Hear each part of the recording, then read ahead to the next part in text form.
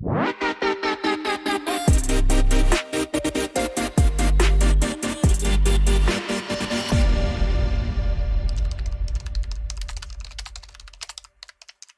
here we are with another macro video again, and it is another favorite of mine that I am constantly using within the creation of forms.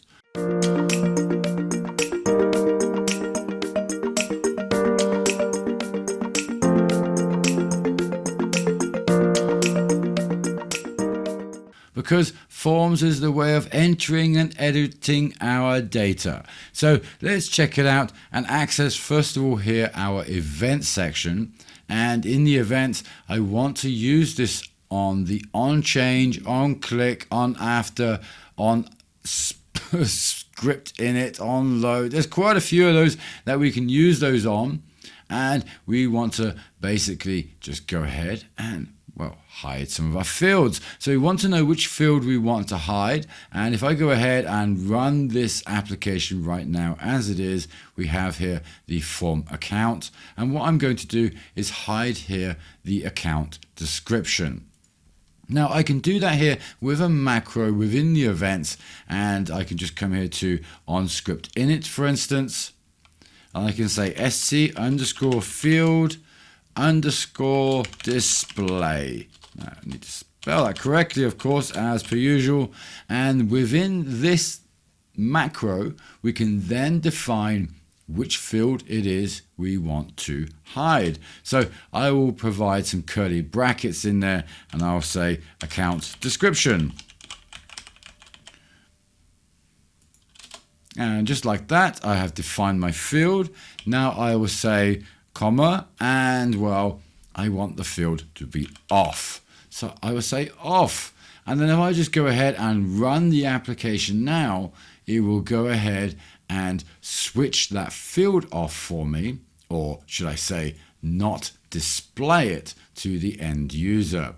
And you can of course use this with if-else statements or switches, and that then allows you then to customize the view of each form by group or any other way if you like. So you can hide fields from certain users, okay? And to do that would be very easy. So we can come out of this, we can add then our if statement, and we specify then our else if, of course, because we will have the multiple groups in here. And of course, maybe after that, we would say have an else if, in case it's not a certain group. And then we can just place that here within our if-else statement, and then display or switch the field on or off depending on admin. So then we can use here, for instance, the user group from the security global variable as an instance, as an example, and we can say, well, if user group equals 1 or equals 2 or equals whatever, then we will display or switch on the field. Now by adding the global variable, then also within the form, it will then also ask us for this user group now. So I can then specify, well, yes, it's user group. Let's view that, and we have an unexpected error. So you have to make sure that when you are adding your variables and everything else in here, that of course we have no errors. So let's check that out again here. We have user group equals 1. Let me add that here in some hyphens just to beef that up a little bit maybe. SC display else if, and we don't have our else if added in here. Now that would of course help, and so let's say else if group 2, we can maybe switch on, or let's switch off then the account ID in that case. Okay, so in that case I would want to copy that also here and add also the account ID to these other user groups, for instance.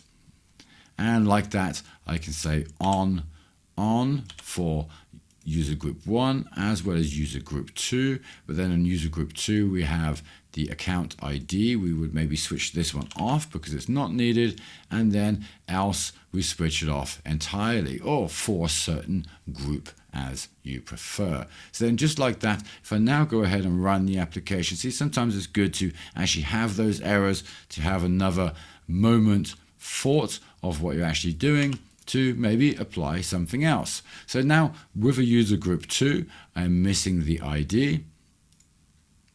And now with user group 1, I will have all of the fields displayed.